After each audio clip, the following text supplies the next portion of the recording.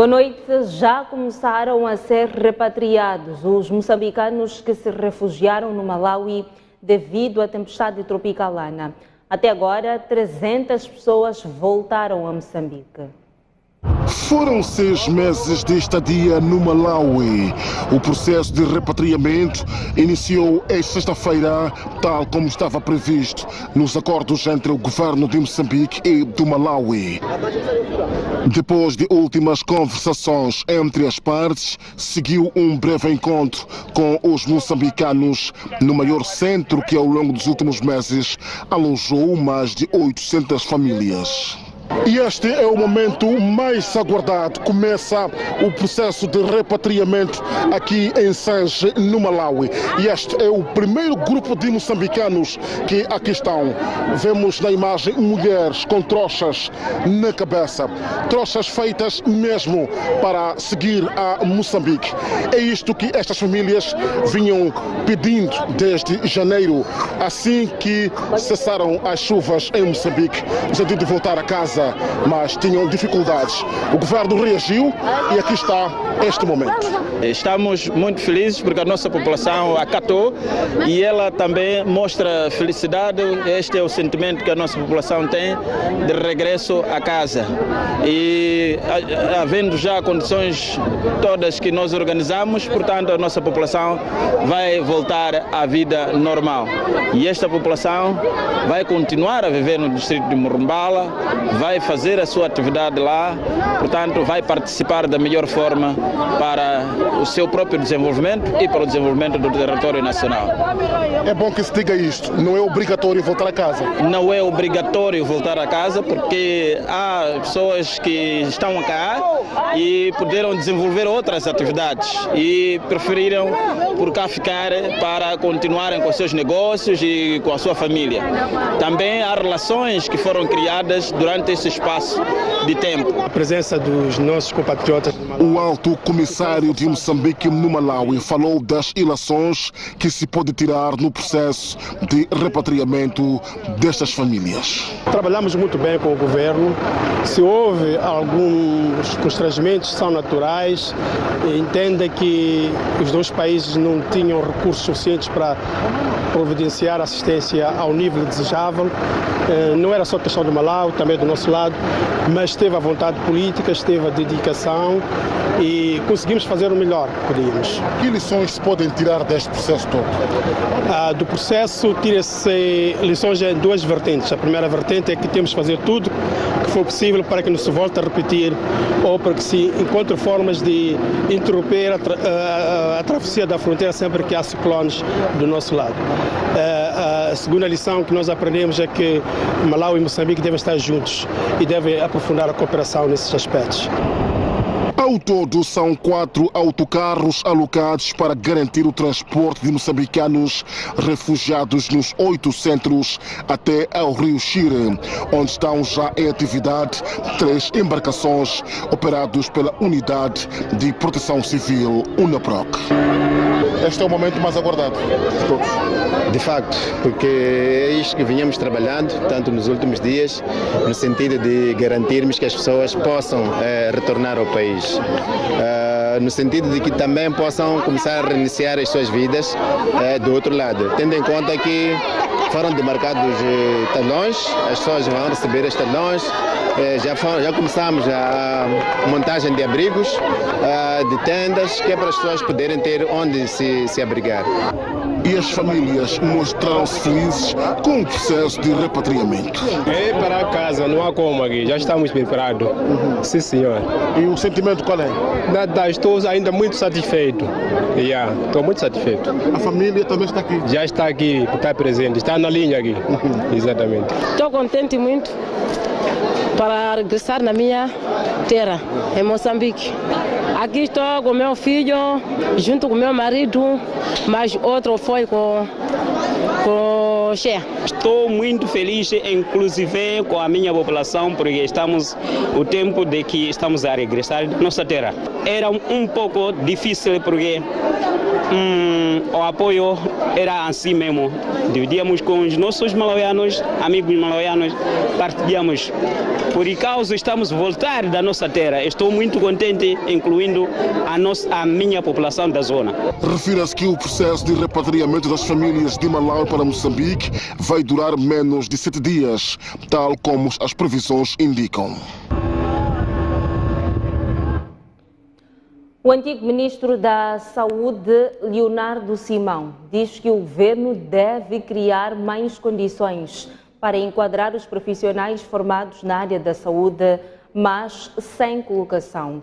Leonardo Simão fez hoje a abertura do ano letivo do Instituto Superior de Ciências de Saúde em Maputo.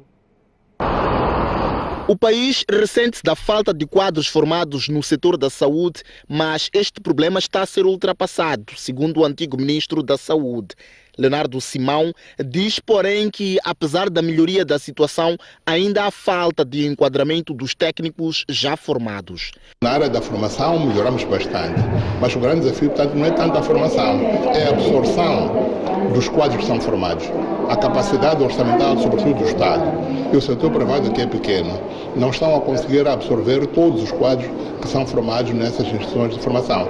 Por isso, o esforço, o desafio que temos é o de encontrarmos recursos que absorvam todos os quadros, de modo que alarguemos ainda mais e melhoremos a qualidade de assistência que prestamos à população. Ministro da Saúde de 1986 a 1994, Leonardo Simão defende que, embora haja desafios na colocação de quadros em diferentes áreas da saúde, é preciso reconhecer os avanços.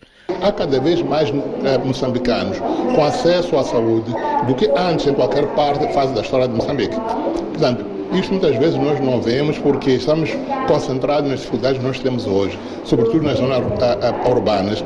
Mas a saúde, o desafio da saúde é mais abrangente do que isso. Por isso, quando há mais pessoas que percorriam 30, 40 quilômetros para ter uma unidade sanitária mais próxima e hoje podem percorrer 10 quilômetros, isso é um avanço. Simão falava esta sexta-feira à margem da abertura solene do ano letivo 2022 do Instituto Superior de Ciências de Saúde. Estiveram no evento antigos quadros do Ministério da Saúde e foram partilhadas experiências para estimular os alunos recentemente admitidos no CISA, e houve premiação dos que se destacaram nos anos anteriores. O diplomata Pedro Comissário diz que Moçambique deve dar prioridade ao diálogo e às negociações para contribuir para a paz e segurança internacionais. O embaixador de Moçambique nas Nações Unidas diz que o país deve também criar pontes entre os países membros do Conselho de Segurança da ONU. Há pouco mais de um mês, Moçambique foi eleito por unanimidade membro não permanente do Conselho de Segurança das Nações Unidas. Para Pedro Comissário, embaixador de Moçambique na ONU, o país deve lutar para não frustrar as expectativas dos 190 Estados-membros que depositaram confiança em si.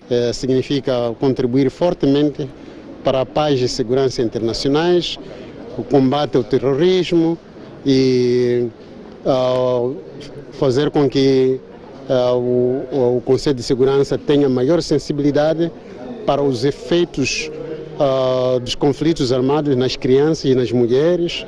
Para o efeito, o diplomata aponta caminhos a seguir. Temos que saber falar, temos que saber dialogar, temos que saber negociar, temos que saber aproximar e criar pontes entre as pessoas.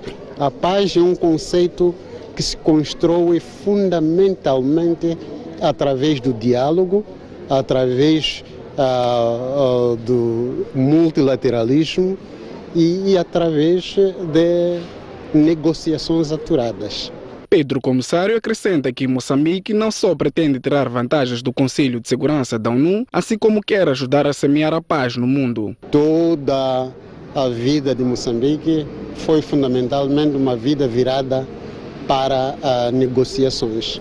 E vamos tentar capitalizar, aproveitar essa experiência de negociações para, em conjunto com outros membros das Nações Unidas, procurarmos encontrarmos soluções onde for possível encontrar. O embaixador falava esta sexta-feira à margem de uma palestra inaugural da Universidade Joaquim Chissano, por si conduzida, sobre política externa de Moçambique e os desafios de sua eleição como membro não permanente do Conselho de Segurança. Um comboio com cerca de 300 passageiros descarrilou hoje no distrito de Marraquene, província de Maputo. Não houve danos humanos. Esta locomotiva, com 13 carruagens, partiu na manhã desta sexta-feira do distrito da Manhissa, província de Maputo, com destino à capital do país, com cerca de 300 passageiros a bordo, seguindo viagem na linha do Lipombo. Chegado à passagem de nível de Marraquene, a locomotiva descarrilou. Dizer que por causa das chuvas torrenciais tivemos deslizamento de terra que acabou soterrando a linha férrea e criou descarrilamento da locomotiva. Apenas da locomotiva tínhamos cerca de 300 passageiros, fizemos transbordo, o MTPM enviou prontamente as viaturas e fizemos o transbordo destes passageiros para os seus destinos.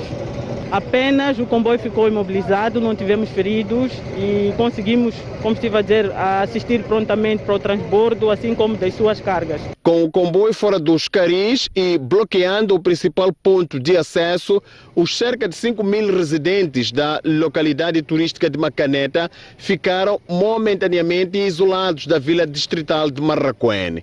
Como consequência, muitos viram os seus afazeres comprometidos. De facto, tem um constrangimento, as pessoas não conseguem passar. E mesmo eu vou a Macaneta, tenho um trabalho lá, mas não sei como chegar lá. Vai ter que atravessar ali a locomotiva. Vou ter que passar, mas não sei se tem carga que possa me levar para o outro lado. É uma situação desagradável. Eu cheguei aqui quando eram aproximadamente 7 horas e encontrei essa situação. Que, bom, eu vou em missão de serviço, Macaneta, mas essa situação que nós encontramos aqui não podemos atravessar. É mesmo desagradável. Enquanto os técnicos da empresa pública Portos e Caminhos de Ferro de Moçambique mexiam nos pesados macacos hidráulicos para remover a areia que cobria a linha férrea, algumas pessoas passavam da carruagem para fazer a travessia. Foram necessárias perto de 2 horas para carrilar o comboio, que já está com o motor a roncar e a apitar rumo à estação central do CFM, na baixa da cidade de Maputo. Elton Tsembani, Amândio Borges, STV. Persistem as graves irregularidades que levaram o Banco de Moçambique a impedir o Standard Bank de participar do mercado cambial interbancário. Por isso, o Banco Central voltou a impedir o Standard Bank de vender ou comprar moeda estrangeira noutros bancos por mais um ano.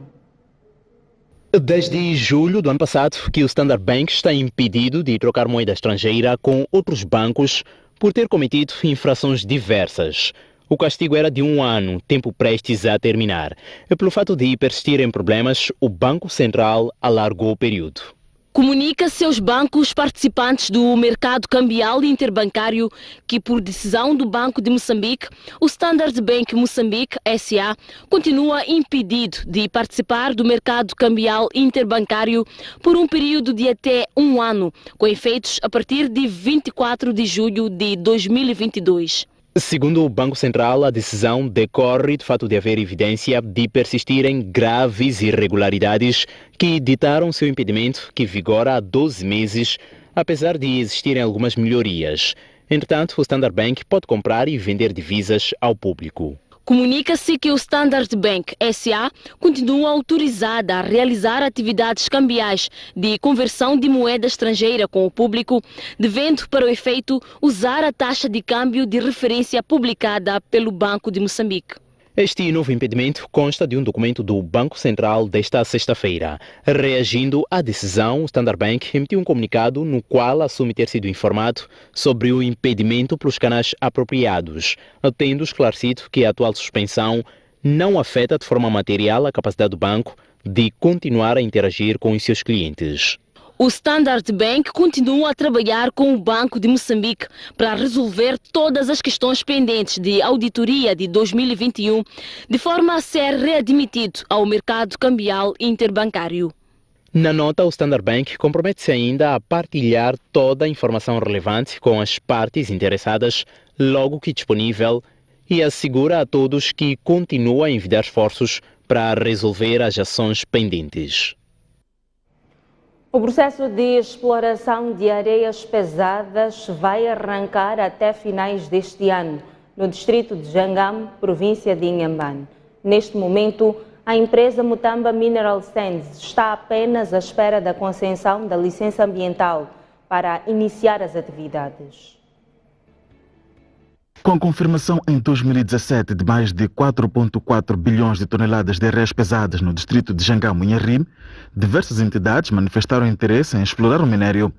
O governo concedeu à empresa Mutamba Mineral Sands uma concessão mineira numa área de 25 mil hectares, que, no entanto, aguarda apenas alguns procedimentos para o início da exploração. Neste momento, concretamente, dependemos de dois momentos decisivos para o início de produção.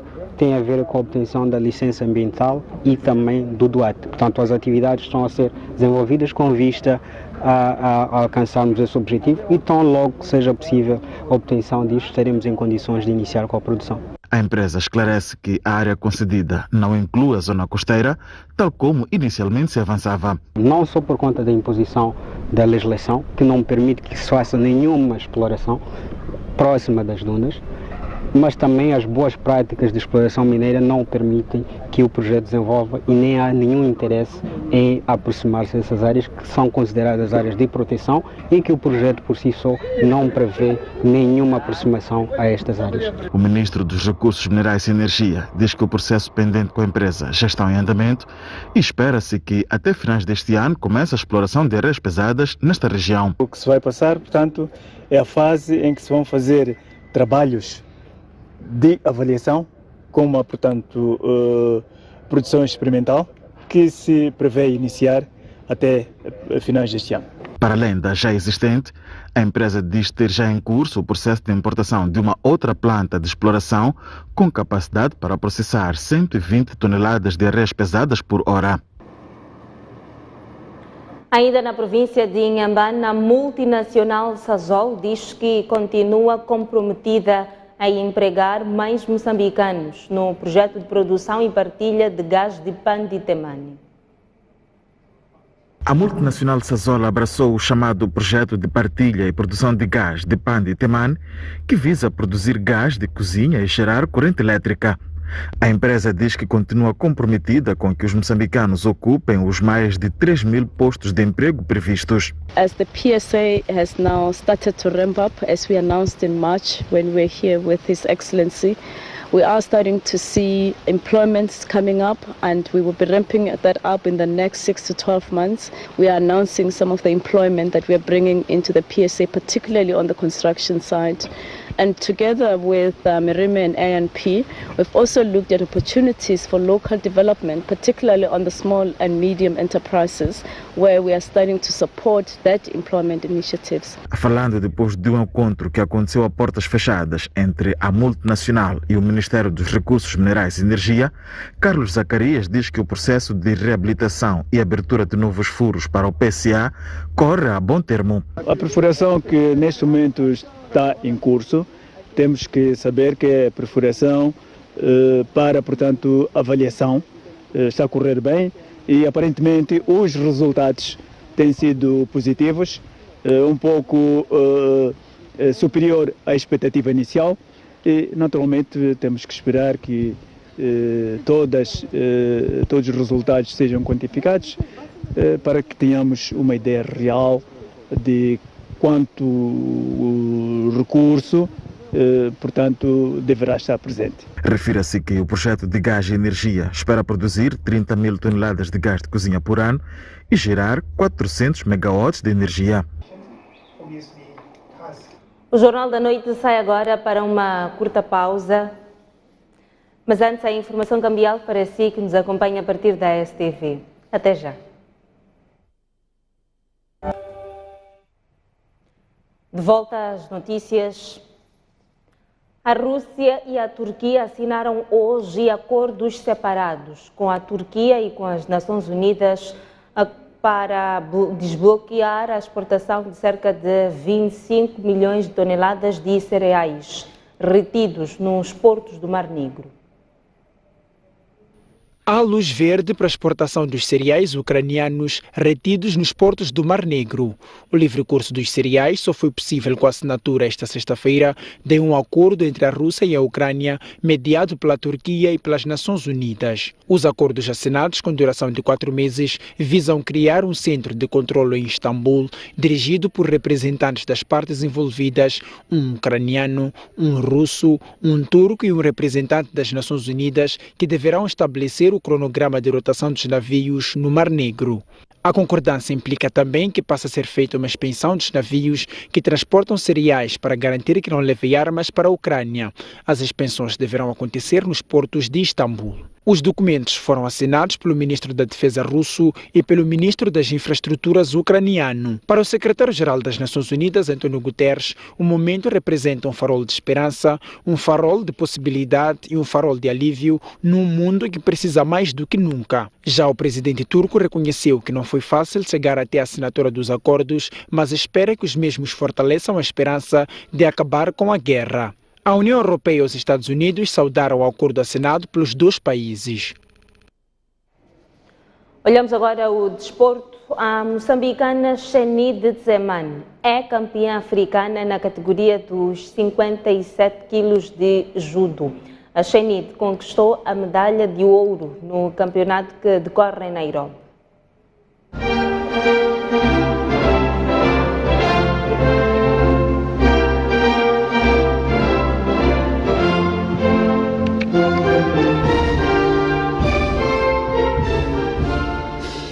É a primeira vez que o hino nacional é entoado em Nairobi nos africanos de judo.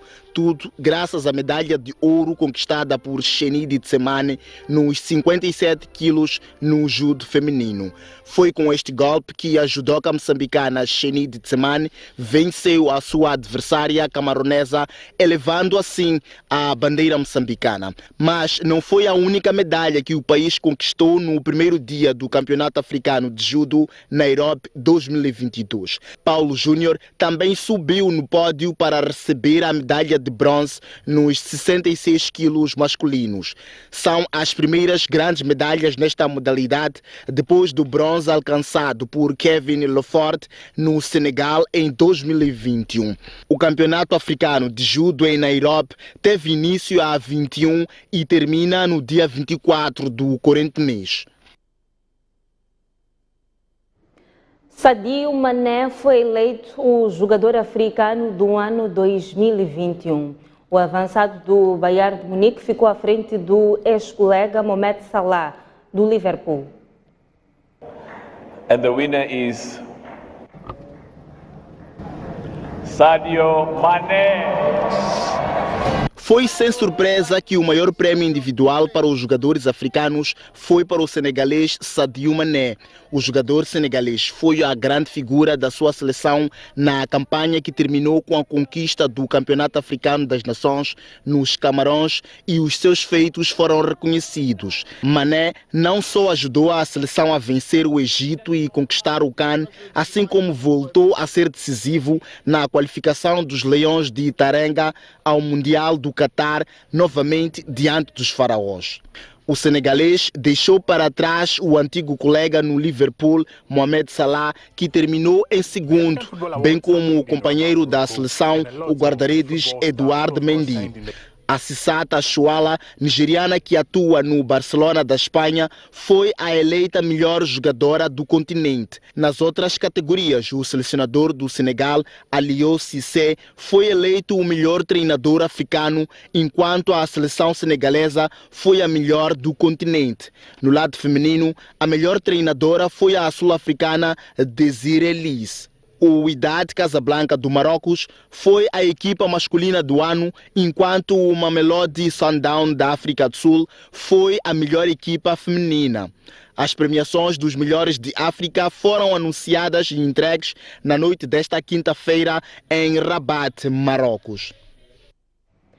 E agora olhamos a cultura. Diamantes e Prosas é o título da peça de dança contemporânea da artista e coreógrafa Ayla Sumail. A obra, apresentada na Fundação Fernando Leite Couto, é uma fusão de música clássica e de ritmos tradicionais.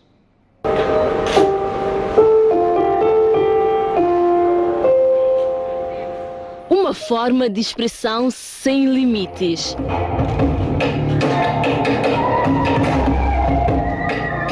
A dança levou ao palco a coreógrafa Ayla Sumail, que explorou a fusão de ritmos tradicionais e um conjunto de experiências acumuladas durante vários anos. E daí eu começo a fazer uma história, começo a escrever tudo relacionado com as dificuldades que eu fui enfrentando, as batalhas, como enquadrar o balé clássico ou a dança contemporânea, depois como conseguir manter o equilíbrio no ensinar, no passar para as pessoas.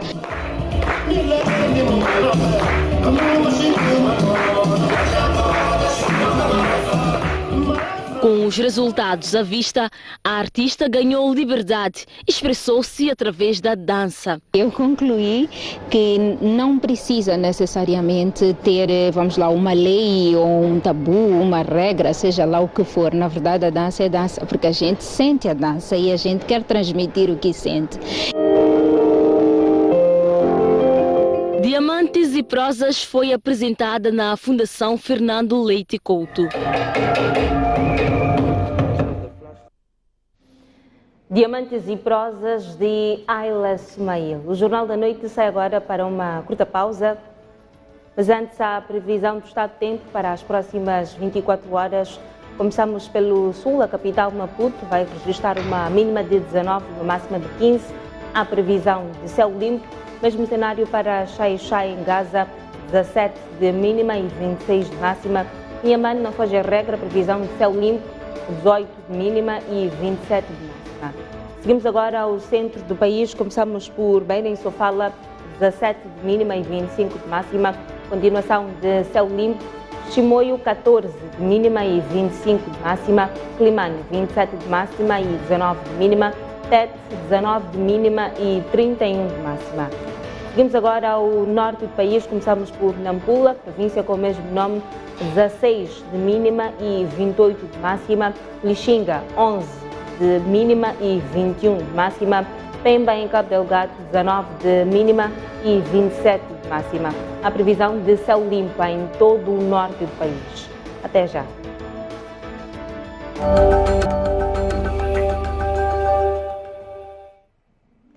Retomamos as notícias. Vamos agora ao espaço de comentários com Tomás Vieira Mário.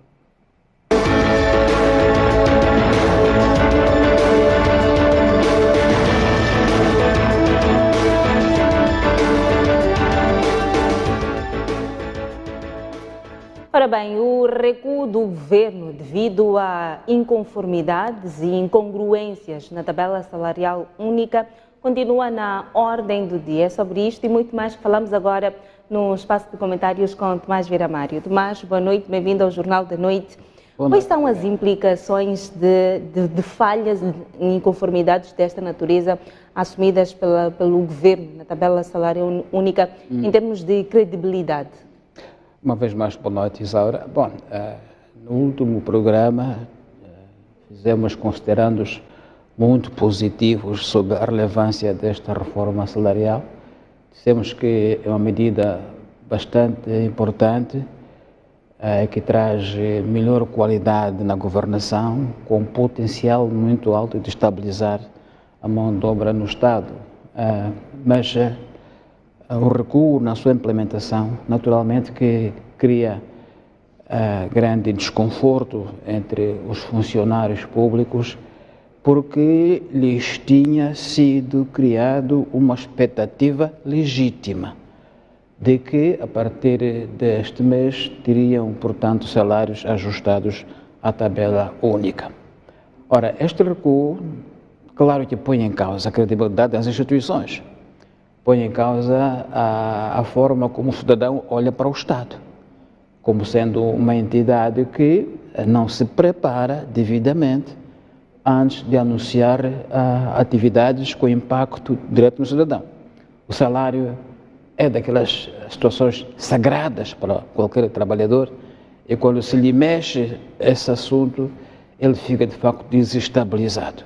E esta desestabilização tem um impacto na produtividade, na confiança dos quadros ao Estado, mas revela sobretudo um problema muito sério, problema que me parece ser endêmico no nosso Estado, o qual seja o da consulta extensiva a todas as partes relevantes nos processos que estão em discussão. A consulta genuína, extensiva e a socialização de documentos complexos como este. Este documento foi mantido no mais escuro segredo. Falou-se dele como se de algum bicho de 1000 cabeças se tratasse, secretamente. As pessoas iam especulando, depois saíam tabelas nas redes sociais, porque o governo não se abriu. Parecia que queria fabricar uma bomba atômica secreta. E, portanto, esse secretismo do nosso governo, que é endêmico, este déficit de consulta, a suspeita do governo na consulta ao público, levou a este descalabro, é mesmo um descalabro. Então, é um problema político que criou um problema técnico.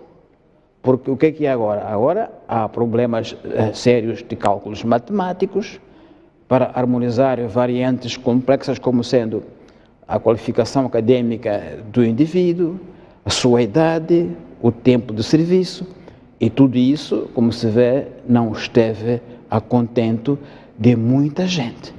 Então, assim que a tabela regressar a ser posta em prática, já levanta suspeitas, as pessoas já começam a desconfiar.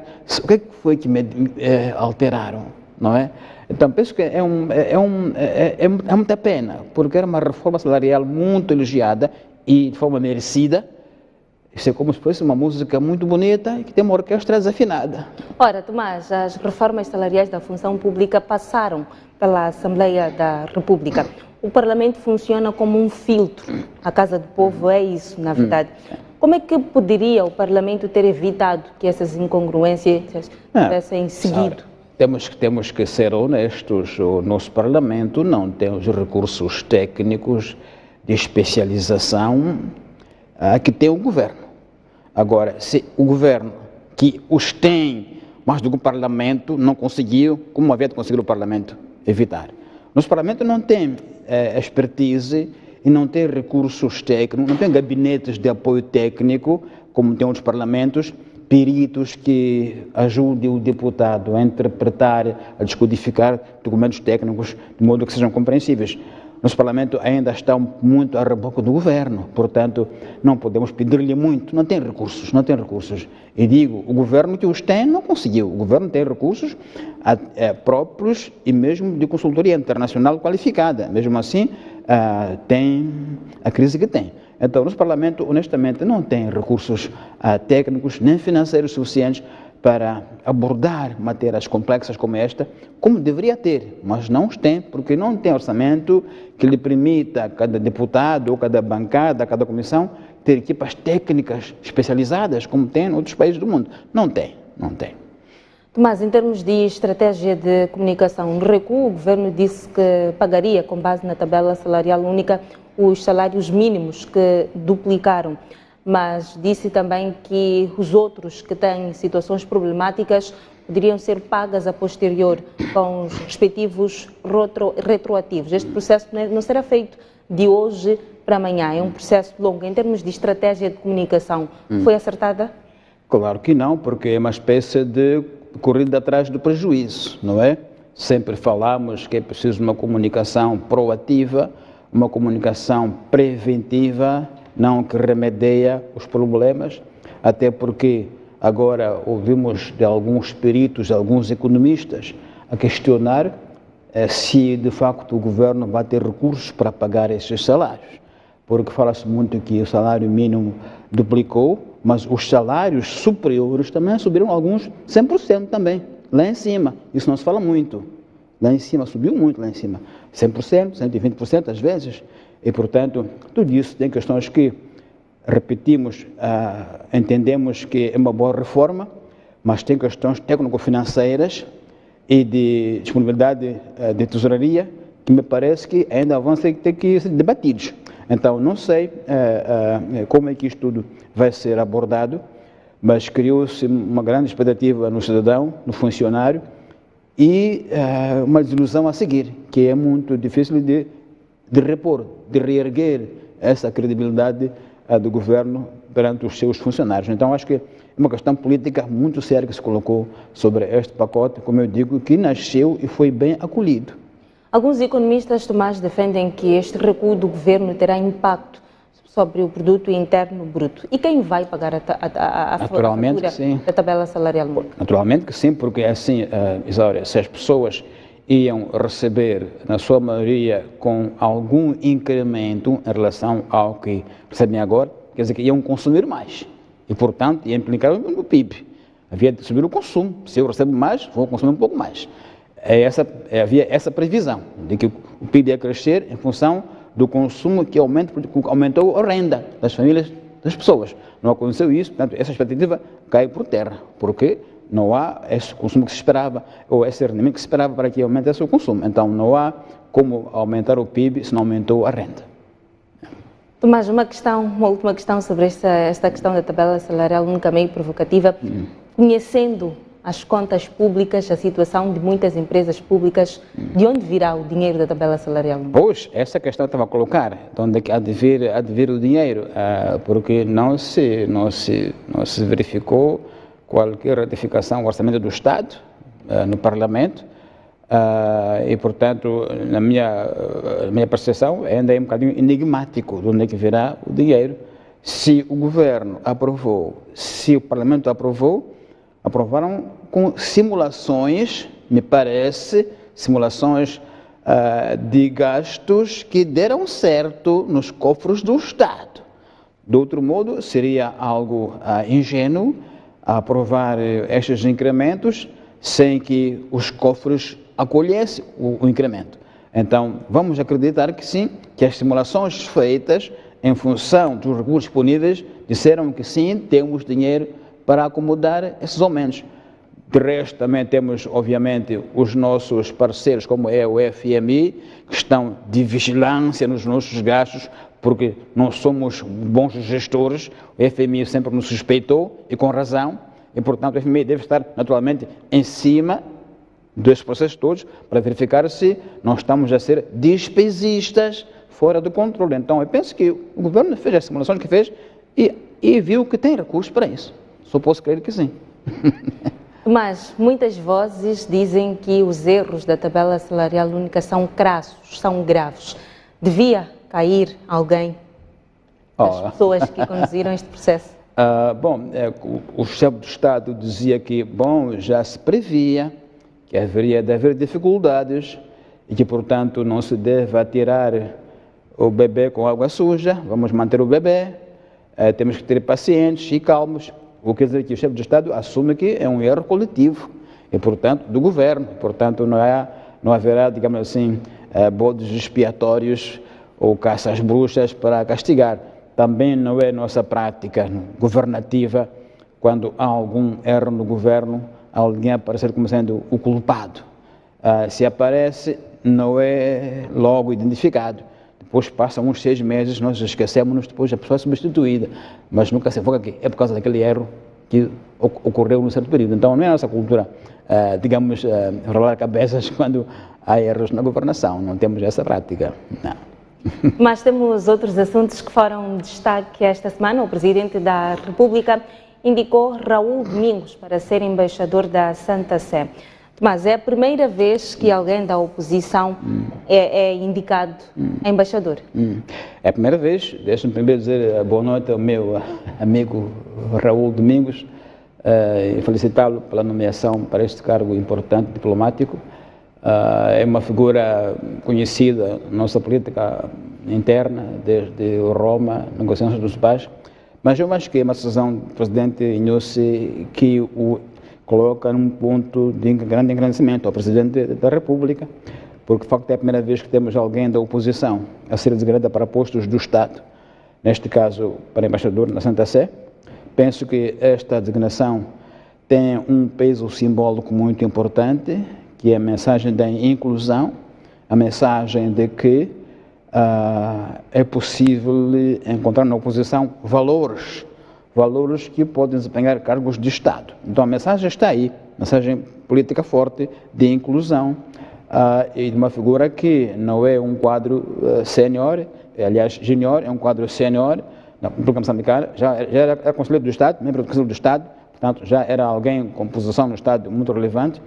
Então, eu acho que uma decisão do chefe do Estado que o coloca num ponto muito positivo, repito, traz-nos a mensagem de reconciliação, a mensagem de inclusão.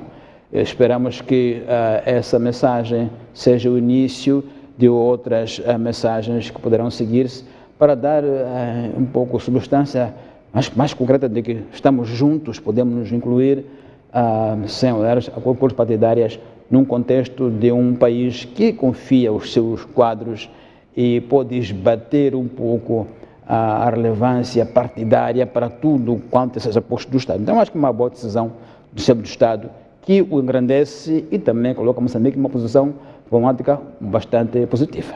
Próximo ano, Tomás Vieira Mário, já vamos a eleições. O que a nomeação de Raul Domingos a embaixador da Santa Sé pode representar num período, diga-se, pré-eleitoral? Bom, não sei se tem implicações diretas, mas é óbvio que, do ponto de vista político, o presidente Nyusi colhe dividendos nisso, porque a sua imagem sai reforçada em como, ainda que seja presidente de um partido político, ele não descura os partidos políticos, ele os olha e vê neles quadros que possam servir o Estado. Nessa perspectiva, então, é uma medida que o pode engrandecer, mas não tem relação direta com eleições, pode ter de forma muito indireta para dizer, no plano político, que olhem para mim, sou uma pessoa que reconhece outros moçambicanos, não sou da Frelimo, e portanto sou um dirigente conciliador e que promove a inclusão. Este discurso político pode, sim senhor, ser muito bem explorado pelo presidente Nyusi. Noite Informativa entrevistou esta semana Raul Domingos como embaixador da Santa Sé. E para a oposição, Raul Domingos revelou que quis voltar quando Afonso Dhlakama estava em vida ao partido Renamo, onde era o número 2. Entretanto, depois da morte de Dhlakama, o Suf Bomad, diga-se que não aceitou o retorno de Raul Domingos ao partido. Para a oposição, não será esta uma perda olhando para o histórico de Raul Domingos? Bom, era uma perda para Renamo, mas penso que do ponto de vista desse contexto do Suf Bomad era de compreender. Ou seja, o Suf Bomad assume a liderança da Renamo e, portanto, queria um espaço para se afirmar, um espaço onde não houvesse muitas sombras. Se Raul Domingos voltasse a Renamo agora, podia muito bem fazer uma sombra muito grande ao Suf Bomad. O Suf Bomad penso que não quis correr esse risco de ter ao seu lado uma sombra enorme que era do Raul Domingos e, portanto, preferiu não o acolher de volta, mas percebe isso mesmo, porque era uma sombra muito grande, porque o Raul podia muito bem concorrer para substituir o Suf Bomad muito rapidamente. Então, compreende-se que ele, sendo desconfortado ter o Raul Domingos ao seu lado, por isso não aceitou de volta como poderia Dhlakama ter aceito, né? Obrigada, Tomás. Continuamos daqui a pouco no Noite Informativa. Chegamos ao fim do espaço de comentários com Tomás Vieira Mário.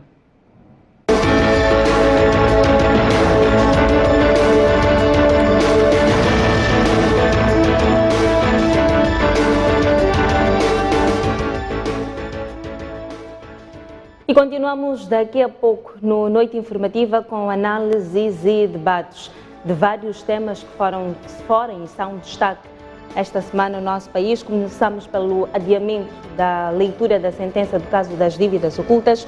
Vamos falar também sobre as projeções do Banco de Moçambique para a subida do custo de vida. É tudo quanto ao Jornal da Noite. Nos vemos daqui a pouco no canal de notícias do Noite Informativa. Até já.